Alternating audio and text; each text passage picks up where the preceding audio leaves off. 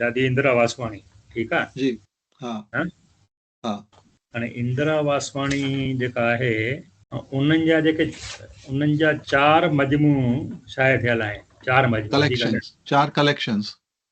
4 story collections उन जा आहिनि। ऐं उन्हनि में कुल मिलाए करे 52, वधीक कोन, खाली 52, 4 जेका अञा मजमू आहिनि आखाणियुनि जा, उन में हिकु आहे नालो, हुन में 10 आखाणियूं आहिनि, उहो शाया थियो हो 1980 में। ॿियो मजमू आहे मंजरी, हुन में 11 आखाणियूं आहिनि। टियों आहे थुड़, हुन में 13 आखाणियूं आहिनि। ऐं चौथों आहे मिटीअ खां मिटीअ ताईं, हुन में 18 आखाणियूं आहिनि। मतिलबु त 30 सालनि जे अरसे में दादी इंदिरा वासवाणीअ 4 मजमू शाया कराया कयईं, हुन में कुल 52 आखाणियूं आहिनि।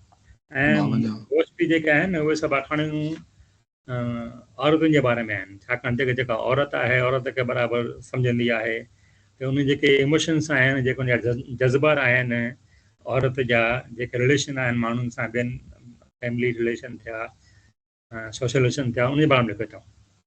ॿुधव, उहे आदर्श कन्या विद्यालय में प्रिंसिपल तौरु रिटायर थिया हुतां। ऐं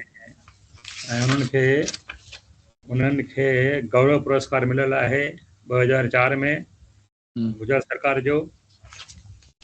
ऐं 2012 में शी गॉट सेंट्रल सिंधी साहित्य academy award for her book मिटीअ खां मिटीअ ताईं।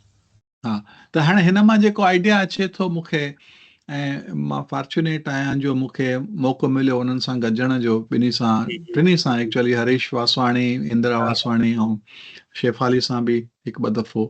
त इंदिरा वासवाणी जा जेके कहाणियूं आहिनि उहे हिकु फेमिनिस्ट व्यू पॉइंट ॾेखारनि थियूं लाइफ ॾांहुं, भई ज़िंदगीअ जो एक्सपीरियंस हिकु औरत जे अखियुनि सां ॾिसिजे थो, महसूसु कजे थो, त उन जे बेसिस ते हू कहाणी लिखंदियूं हुयूं।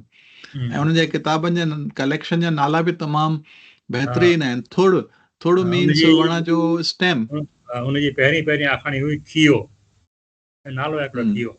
ऐं ॿी ॻाल्हि त गुजरात जेको एजुकेशन बोर्ड आहे, 11 दर्जो सिंधी विषय में, ॿी हिकिड़ी आखाणी कबट, ऐं ॿी 12 दर्जे में नई अम्मा।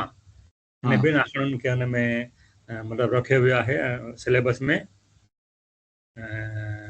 त इहा बि हिकिड़ो वॾी ॻाल्हि आहे त गांधीधाम आदिपुर मां जेके राइटर्स निकिता आहिनि, ऐं पोइ वॾा नाला जेके आहिनि, दुखायल साहिब या दिलगीर साहिब या इंदिरा वासवाणी, उन्हनि जूं कविताऊं या लेख या कहाणियूं, नाटक, उहे इलाही टेक्स्ट बुक्स में आहिनि, जेके सिलेबस में पढ़ाया वञनि था, स्कूल खां वठी BA MA लेवल ताईं। सही ॻाल्हि आहे, इहा हिकु वॾी ॻाल्हि आहे। That is positive point.